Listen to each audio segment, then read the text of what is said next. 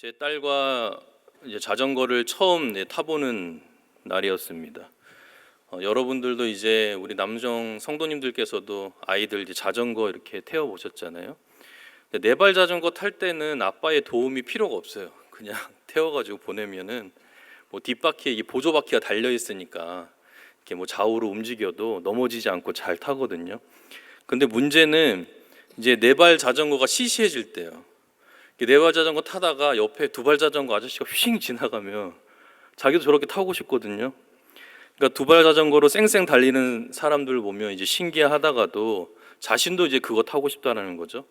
하루는 보조바퀴를 떼줬습니다. 어떻게 됐을까요? 겁이 나서 탈 수가 없는 거예요.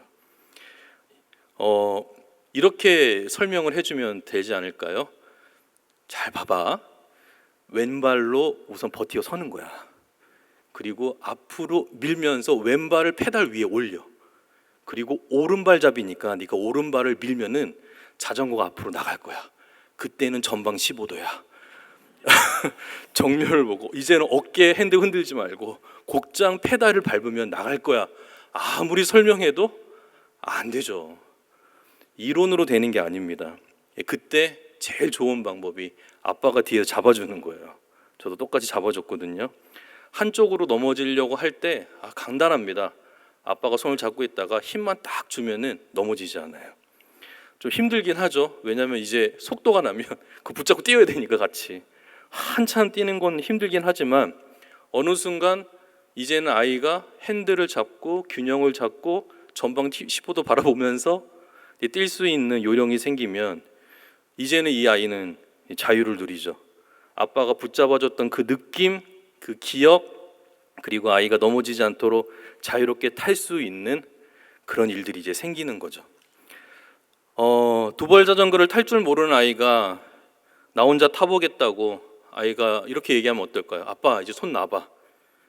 처음 타보는 아이가 분명히 넘어질 겁니다. 다시는 안 타겠다고 할 수도 있어요. 근데 저는 이게 신앙도 이와 같다라고 생각합니다. 하나님이 두 발 자전거와 같은 우리의 인생을 붙잡아 주시지 않으면 우리는 금세 넘어집니다. 또 그 넘어졌을 때 누군가 일으켜 주시지 않으면 어쩌나 이렇게 생각할 수 있지만 괜찮아요, 여러분. 우리 아버지 하나님이 곧장 달려와서 우리를 일으켜 주실 거예요. 그 인생도 붙잡아 일으켜 주실 겁니다. 그리고 우리는 그렇게 해 주실 것을 믿습니다. 이게 신앙입니다. 오늘 본문으로 좀 더 들어가 보려고 해요. 여호수아와 갈렙이 이제 출애굽한 1세대들, 이제 여호수아 갈렙뿐만 아니라 1세들이 다 이제 여호수아 갈렙을 제외한 1세들이 다 죽었습니다. 이제 모압 평지에 이제 이 백성들 다 모았어요. 출애굽 2세대들이죠. 이제 자녀 세대들입니다. 이제 이 가나안 땅을 이제 요단강만 건너면 들어가는데 그 모압 평지에 다 모아놓고 40년 동안 있었던 사건과 일들과 하나님의 말씀을 강론하고 설교하는 게 신명기예요. 그래서 모세가 지금 오늘 이 9장 말씀을 통해서 이스라엘 백성들에게 상기시키고자 하는 게 있어요. 우리가 다 읽지 못했지만 아주 중요한 사건들이 오늘 등장하는데 그 중에 하나가 시내산에서 돌판이 깨트려졌던 사건, 그리고 무리바에서 있었던 사건, 가데스 바네아, 그리고 다베라에서 있었던 수많은 중요한 사건들 속에서 너희들이 이러한 교훈을 가져야 된다. 그럴 때 내가 하나님께 이렇게 했다라고 하면서 이 9장을 설교하고 있는 것이죠. 이렇게 이스라엘 백성들이 40년 동안 불순종하면서 왔는데 너희들은 그러면 안 된다라고 하는 게 신명기 말씀이에요. 그 장에 우리는 9장에 서 있는 거죠. 그럼 이들이 어떻게 불순종하고 불신했는지 오늘 말씀 읽어봤던 우리 7절 말씀 함께 읽어볼까요? 시작. 너는 광야에서 내 하나님 여호와를 경노하게 하던 일을 잊지 말고 기억하라. 내가 애굽 땅에서 나온 날부터 이곳까지 늘 여호와를 거역하였으되. 아멘. 여기서 거역이라고 하는 이 단어가요, 단순히 하나님의 말씀이 틀렸기 때문에 거역하는 것이 아니라 하나님의 말씀이 하나님의 뜻이 맞다 할지라도 내 방식과 내 생각대로 행동하겠습니다라고 하는 이 삶의 태도와 마음의 자세를 이야기하는 거예요. 이게 거역이에요. 그러니까 거역이라고 하는 건 단순한 실수가 아니라 그 관계에 있어서 그 관계를 깨뜨리는 행위가 거역이에요. 그러니까 이것은 말씀을 거부하고 그리고 불평하고 그리고 우상 숭배로 나아가는 형태로 나타나게 되는 거죠. 그런데 오늘 우리 읽었던 이 7절 말씀에서 거역했는데 어떻게 거역했냐면 늘 거역했다는 거예요. 늘. 성경에서 인간의 타락은 자기 자신의 삶을 통제하려고 할 때 시작됐습니다. 하나님 없이도 내 스스로 내 삶을 통제할 수 있다라고 여기고 선악과를 따먹은 거예요. 그러니까 하나님이 주신 말씀이 오히려 자신들을 억압한다라고 생각했고 그 통제에서 벗어나기만 한다면 내 삶을 통제하고 주도하기만 한다면 나는 자유로울 것이다라고 생각한 게 바로 죄예요. 그리고 거역입니다. 그러니까 인간은 하나님을 떠나면 자기 스스로 내 삶을 통제하고 내 삶의 주도권을 지려고 해요. 이제는 하나님의 말씀이 아니라 내 생각과 내 감정, 내 욕망을 따라서 행동하는 것이 옳다라고 여기는 거예요. 그러면서 내 삶을 통제하는 거예요. 그런데 사실 여러분, 제가 이렇게 거역에 대한 부분, 이 통제에 대한 부분을 간단하게 언급드렸지만은 오늘날의 시대에서는 이렇게 성경에서 언급하는 이 죄와 이 통제라고 하는 이 개념을 구닥다리 사상이라고 여겨요. 왜 그러냐면은 진화 생물학에서는 인간의 모든 선택은 유전자, 호르몬, 환경 조건이 결정하기 때문에 인간이 자신을 통제한다든지 아니면은 자기 통제력을 가지고 있다라고 하는 그 생각 자체도 착각이고 환상이라고 하는 거예요. 이스라엘의 그 히브리 대학교에 유발 하랄이라고 하는 역사 교수가 있습니다. 이 교수가 아주 유명한 책을 한 권 썼는데 호모데우스라고 아주 두꺼운 책을 썼어요. 여러분 읽지 마세요. 제가 한 줄로 요약해 드릴게요. 이렇게 이야기하는 겁니다. 인간은 신이 되기를 원했지만 결국은 알고리즘의 지배를 받게 될 것이다. 우리 젊은 세대들은 좀 공감하실 텐데요. 현대 기술이 인간의 자기 통제권을 외부로 이전시켰다라는 거예요. 인공지능, 빅데이터, 생명공학의 발전이 하면서 인간이 더 자유로워질 것 같지만 자기 통제권을 외부의 그 시스템, 그러니까 그 외부 시스템이라고 하는 것은 정부가 될 수도 있고 기업이 될 수도 있고 알고리즘으로 통한 인간의 통제권을 위임하게 된 결과를 얻게 됐다는 거예요. 그런 모든 것을 통해서 우리가 자유로워지고 편리해질 거라고 생각하지만 그렇지 않고 오히려 통제받게 되었다는 거예요. 그래서 현대인들이, 심지어 우리 성도님들도 마찬가지로 이제는 데이터가 나보다 나를 더 잘한다라고 착각해요. 그렇게 생각하도록 심어주는 거예요. 하나님이 아니라 데이터가 나를 더 잘한다. 제가 최근에 휴가를 갔다 왔거든요. 그 휴가지를 검색하지 않겠습니까? 열심히 휴대폰 가지고 검색을 했단 말이에요. 휴가가 끝났어요. 근데 핸드폰에 알고리즘에 계속 그 휴가지 관광, 뭐 블로그, 그 다음에 휴양지 소개, 그 다음에 상품 계속 와요. 너무 지겨운 거 이제. 그리고 이제 건강을 좀 검색해봤거든요. 이제 휴가 갔다 왔으니까 다이어트 해야 되잖아요. 그래서 부쩍 이제 살이 올랐으니까 이것도 이제 자기 통제이긴 한데 이거를 이제 검색하니까 이번에는 건강으로 이제 지식이 막 올리는 거예요. 이게 지금의 현실이고요. 저와 여러분이 사는 이 현대 사회입니다. 이 현대 기술이에요. 그러니까 정치, 경제, 문화, 사회, 뭐 역사, 예술 전 분야에서 특정 이데올로기와 이 가치관을 내 의견과 그리고 내 동의 없이 보게 되고 생각하게 만들고 그 생각한 것을 행동하게 만들게 되는 거예요. 그래서 저는 알고리즘을 꺼놨어요. 다 껐어요. 유튜브도 알고리즘이 안 뜹니다. 전 시커먼 화면 뜨거든요. 왜 그랬냐면 네가 뭔데 나를 가르쳐둘려. 내가 검색한 것만 볼 거야. 그리고 다 꺼버렸어요. 다. 다.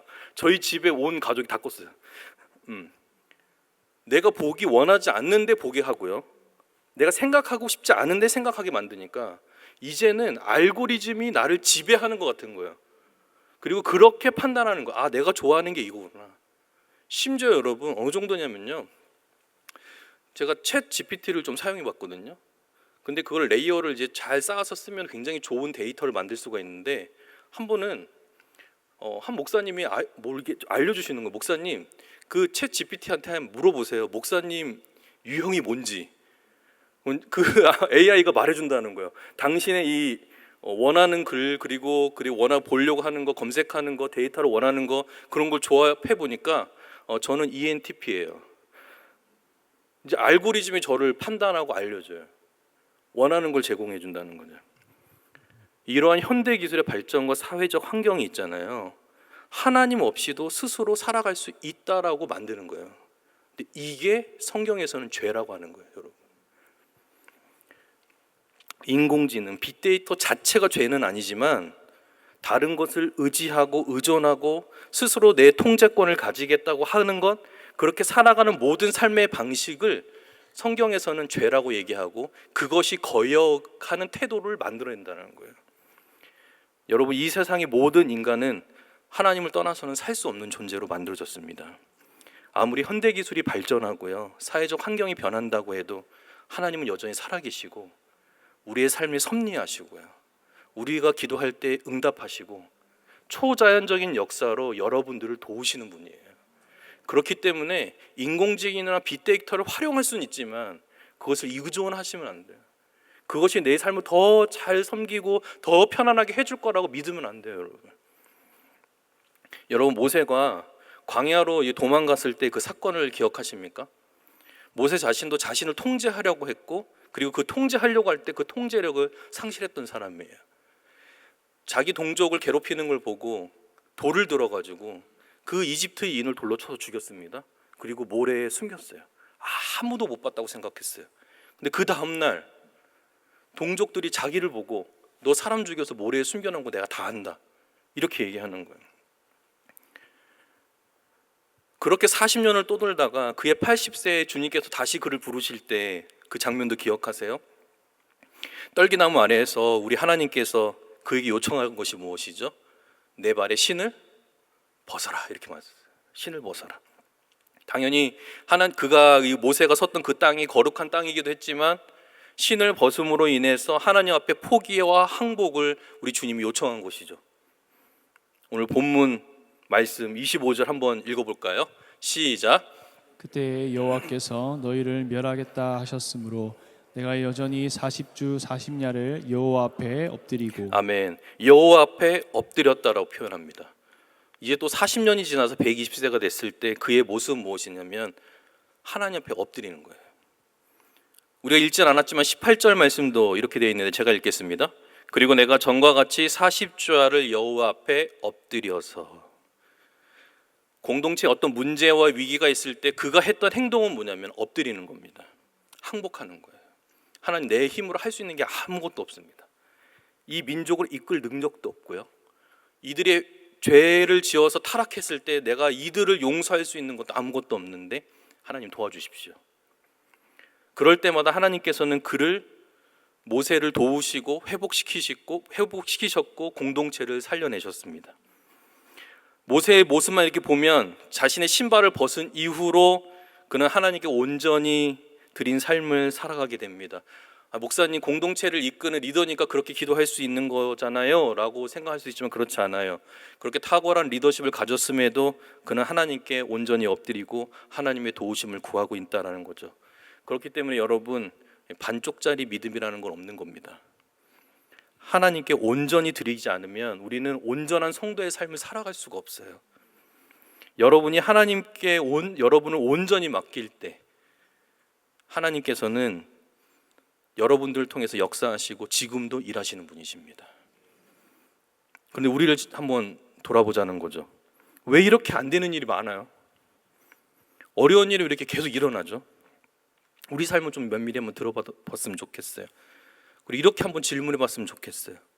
내가 온전히 항복하지 않고 부분적으로 항복한 곳은 없는가? 여전히 내가 통제하려고 하는 부분은 없는가? 재정과 경제적인 부분에 있어서는 여러분 어떠세요? 돈만 있으면 돼. 하나님 아니어도 내가 계획 잘 세우고 있으면은, 그리고 내가 열심히 노력하면 괜찮은 거야. 몸 건강에 대한 부분은 어떠세요? 운동 잘하고 건강 챙기면 그 건강은 내 손에 있는 거야. 병은 운이 나쁜 거지 병에 걸렸을 때는 어떡하세요? 하나님 믿어도 소용없네. 내 건강도 지켜주지 않는 신을 내가 왜 믿어? 오히려 하나님을 의지하기보다는 더 통제하려고 하죠. 자녀 양육은 어떠십니까? 내가 잘 가르치고 키우면 애는 절대 망가지지 않을 거야. 하나님의 뜻보다도 부모인 내 뜻대로 내 욕망대로 대하진 않으세요? 결혼에 있어서는 또 어떠십니까? 사람은 내가 선택하고 내 기준에 맞는 사람을 택하는 거지 하나님의 뜻은 물어볼 필요가 없어. 마지막으로 미래의 일들과 진로에 관한 것은 또 어떠세요? 계획만 잘 세우면 내 인생은 잘 풀릴 거야. 하나님은 내가 망했을 때만 필요한 분이지 이렇게 생각하진 않으세요? 이러한 삶의 형태의 저변에 깔려있는 그 의식은 무엇이냐면 하나님 없이도 내 스스로 내 힘과 지혜와 경험으로 내 삶을 잘 통제하면 괜찮다라고 하는 사고방식이 깔려있는 거예요. 이게 죄라는 거예요. 이것이 결국에 하나님을 거역하게 만들고 하나님 말씀에 순종하지 못하게 만든다라는 거예요. 이러한 사고방식이 결국에는 오늘의 본문의 이스라엘 백성들처럼 만든 거예요. 늘 거역하게 만든 거예요. 늘 하나님 없이도 내 힘으로 낼 수 있어. 그러니까 애굽으로 돌아가자. 다바라에서 가데스 바네아에서 어려운 문제들을 직면했을 때 이거는 내가 통제할 수 있는 일 아니니까 다른 방식으로 그러면 통제하자. 도망치는 거죠. 예전에 섬겼던 교회에 담임 목사님, 지금 원로 목사님이시지만 목사님께서 이제 사업처에 신방을 가시게 됐어요. 근데 신방이 참 독특했습니다. 사업처 신방이라고 하면 보통은 개업 때나 아니면 뭐 연초나 뭐 연말에나 이렇게 의미 있는 날에 일반적으로 신방을 받을 텐데 전혀 반대였어요. 폐업하는데 와달라는 거예요. 이 사업처를 폐업하는데 목사님 와서 예배를 드려주십시오. 이 집사님이 이렇게 생각했대요. 개업 신방을 받고 그때도 기도하면서 하나님께 온전히 맡기겠다라고 했었는데 그러지 못했다라는 거예요. 폐업하게 된 것도 내가 하나님께 온전히 맡기지 못했고 내 힘으로 내 경험으로 해볼 수 있다라고 했는데 결국 이러한 결과를 맞이했다. 그러니 폐업 신방을 받고 다시 해보자. 그래서 신방을 요청했다는 거예요. 폐업 신방을 이렇게 드리고 목사님께서 이제 기도를 이렇게 해주시는데 눈물이 그렇게 막 나더래요. 하나님 앞에 죄송한 마음이 계속 들었던 거예요. 축복 기도를 딱 마치고 눈을 딱 떴는데 그때 목사님께 드릴 게 하나도 없어가지고 그 무더운 여름날 선풍기 틀고 종이컵에 그냥 정수기 그 시원한 물 한 잔 딱 올려놨는데 눈을 감고 눈을 딱 떴는데 그 종이컵 위에 물이 보이더란 겁니다. 그래서 그분이 정수기 사업부로 다시 일어서셨어요. 거기서 하나님이 그 종이컵에 물을 보고 아이디어를 주시고 다시 일어설 수 있도록 힘을 주셨다는 거예요. 여러분, 우리의 삶이 막히고 어렵다 할지라도 그때는 내가 할 수 있는 능력 밖의 일이잖아요, 그죠? 문제라고 하는 것은 내 능력을 넘어섰기 때문에 내가 해결하지 못하니까 문제인 거잖아요. 하나님께 맡겨야 되는 거예요. 내가 아무리 손에 잡고 뒤흔들어도 안 돼요. 안 돼요. 해결이 안 된다는 거예요. 여러분들이 이 삶을 살면서 내가 계속해서 내가 내 삶의 주도권을 쥐려고 하는 그런 마음들이 계속 일어날 때 여러분들은 예수님을 기억해야 됩니다. 겟세마네 동산에서 예수님께서 큰 고난을 앞두고 기도를 하셨어요. 기도의 내용이 무엇이었냐면 주님, 하나님 이 잔이 내게서 지나가게 해주십시오. 이 잔이 내게서 지나가게 해주십시오. 우리 예수님은 참 하나님이십니다. 권능이 있으시고 능력이 있으세요. 이 잔도 거절하시면 거절하실 수 있으셨을 거예요. 그런 당신은 그 결정과 그 통제할 수 있는 그 권능 그걸 사용하지 않으셨어요. 자신의 상황을 통제하려고 하지 않으시고 오히려 아버지 하나님께 이 고난과 상황, 이 생각과 이 감정과 이 힘든 이 마음을 당신의 아버지께 맡기십니다. 이 잔이 내게서 지나가게 해달라고 기도하신 이후에 여러분이 다 아시는 것처럼 우리 주님이 그 기도의 끝에 뭐라고 하셨냐면 제 뜻대로 마시고 아버지의 뜻대로 행하십시오. 나의 통제권을 하나님께 맡겨드리는 거예요. 큰 어려움이 있지만 그것을 하나님께서 맡아주시면 내가 지나갈 수 있습니다. 내가 감당할 수 있습니다. 그래서 자기 통제력이 막 살아나려고 할 때, 하나님의 뜻을 거역하고 내 뜻대로 내 원대로 살려고 할 때 예수님의 기도를 기억해 보십시오. 자신의 고난과 감정과 마음까지도 그 하나님께 맡기셨던 그 예수님의 기도를 곱씹는 거죠. 그리고 오늘 본문에 이 모세를 한번 보시라는 거예요. 여러분, 엎드려야 됩니다. 두 가지 측면에서 엎드려야 되거든요. 첫 번째는 뭐냐면 여러분 자신이 엎드려야 됩니다. 내가 통제하려고 했던 이 통제권, 이 주도권을 내려놓고 하나님께 항복하십시오. 하나님, 나의 이 부분적으로 항복했던 이 내 마음을 내려놓습니다. 주님, 나의 삶을 붙들어 주십시오. 여러분, 하나님은 재정만, 건강만, 자녀만, 우리의 미래와 우리 앞으로 살아갈 모든 날들만 맡아주시는 분이 아니라 우리의 전 인격과 마음과 감정과 성품과 상황을 다 맡아주시는 분이세요. 그래서 하나님은 우리의 전 인격적인 우리의 삶을 원하시는 거예요. 우리의 마음까지도 원하시는 분이에요. 마음과 뜻과 정성을 다해서 힘을 다해서 주를 사랑하라고 우리 주님 말씀하셨듯이 우리의 전적인 신뢰와 전적인 위탁과 전적인 엎드림을 요구하시는 거예요. 모세가 하나님 앞에 40주야를 엎드렸다고 하지 않았습니까? 40일을 엎드리라고 하는 게 아니에요. 그런 형식을 이야기하는 것이 아니라 그렇게 맡기는 삶의 태도로 하나님께 굴복하라는 거예요. 그 상태를 유지하라는 거예요. 하나님의 도우심이 없이는 이제는 아무것도 할 수 없다라고 하는 그 믿음을 보이라는 거예요. 그게 항복이에요, 여러분. 그때 하나님이 여러분의 삶에서 역사하세요. 두 번째는 공동체가 엎드려야 돼요. 가정과 교회가 항복할 때 하나님이 일하시는 겁니다. 모세의 이 엎드림과 이 기도, 이 항복이 누구를 위한 거였습니까? 공동체를 살리기 위해서 엎드린 거예요. 공동체를 위해서 자신이 항복한 거예요. 그 엎드림과 그 항복으로 하나님의 백성이 살아났고 언약이 끊어지지 않았고 하나님의 인자하심이 다시 부어졌다는 거예요. 우리 교회, 그리고 여러분들의 가정, 여러분들의 자녀, 여러분들이 속한 직장과 사회와 그 공동체, 누가 엎드리냐는 거예요. 저와 여러분이 엎드려야 된다는 거예요.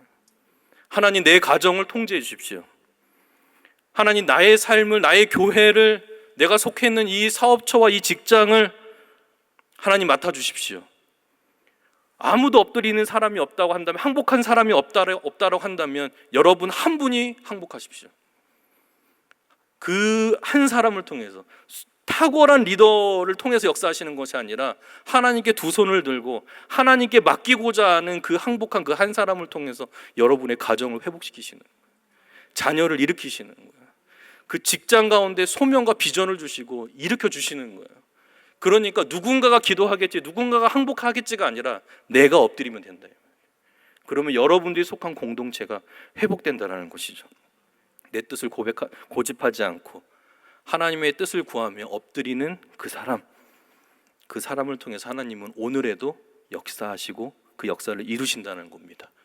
인공지능이라든지 현대 기술이라든지 어떤 특정한 정부, 정권, 아니면 기업, 빅데이터, 인공지능, 그런 걸 역사하시는 분이 아니라 그런 것을 통해서도 역사하시겠지만 여러분들이 하나님께 엎드리고 항복하고 여러분들이 하나님께 기도하면 하나님이 그 은혜와 그 놀라우신 축복을 이 지구와 우주를 흔들어서라도 여러분들에게 응답하시는 분이시라는 사실을 믿으시기 바랍니다.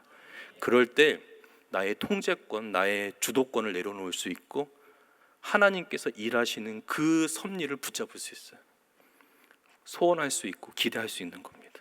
그래서 우리는 이렇게 기도해야 됩니다. 주님, 내 뜻대로 되는 것을 내려놓습니다. 제 방식, 내 계획, 내가 하려고 하는 그 모든 주도권을 주님께 맡깁니다. 그 자리에서 내가 열심히 노력하고 발부둥 치겠지만 모든 상황을 주님께 맡깁니다. 주님, 내가 엎드리는 이 자리에서, 항복한 이 자리에서 새 역사를 시작해 주옵소서. 이게 우리의 기도여야 돼요. 그럴 때 하나님이 역사하시는 것이죠. 지금 내 안에서 살아나려고 하는 그 통제력을 우리 주님의 그 기도를 곱씹으면서 꺾고 모세처럼 예수님처럼 완전히 항복하고 엎드릴 때 하나님의 손이 우리를 잡아서 일으켜 주실 것입니다. 두발 자전거를 타고 가는 귀한 자녀들의 그 뒷모습을 보십시오.